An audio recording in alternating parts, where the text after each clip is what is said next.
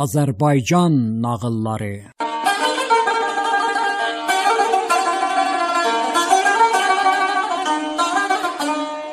Qədim zamanlarda iki padişah varmış. Biri ilə qanlı olan bu padişahlar çoxdan idi ki silaha əl atmırmışlar.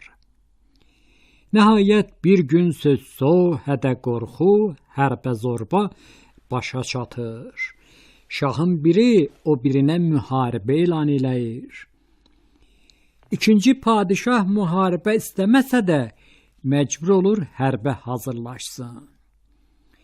Çoxdan müharibə eləməyən həmin padişah döyüş papağını ələyaq dəyməyən köhnə otaqlarının birinə qoymuşdu.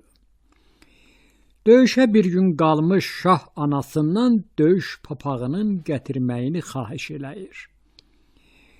Anası gedir, amma çox çəkmir ki, əli boş qayıdır. Oğlu soruşur, niyə papağımı gətirmədin ana? Anası oğlunun üzünə baxmadan məmmalı tərzlə deyir, oğul, papağını gətirə bilmirəm. Oğul deyir, ana mən səni başa düşmürəm. Meydanda ölüm itim müharibəsi var.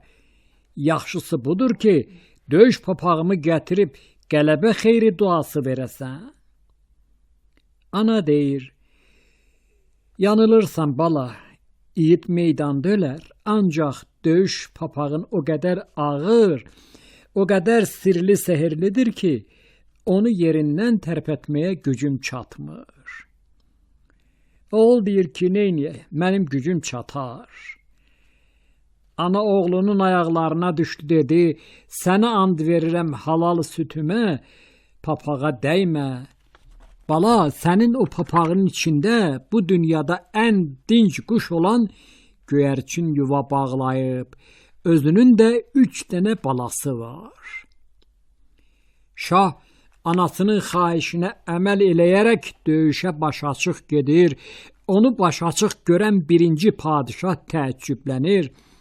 İkinci şah rəqibinin təəccübünü görüb əhvalatı ona danışır. Rəqib şah sözə inanmaq istəmir. Vəzirini göndərir ki, bu sirridən onu agah eləsin. Vəzir deyilənlərin doğru olduğunu söyləyir.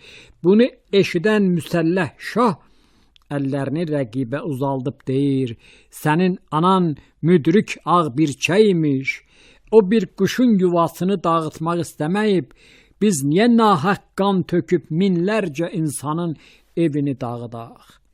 Gəl barışıb sülhü bağlayaq. Beləcə şahlar sülh bağlayırlar, elə o gündən də göyərçin sülhü quşu hesab olunur.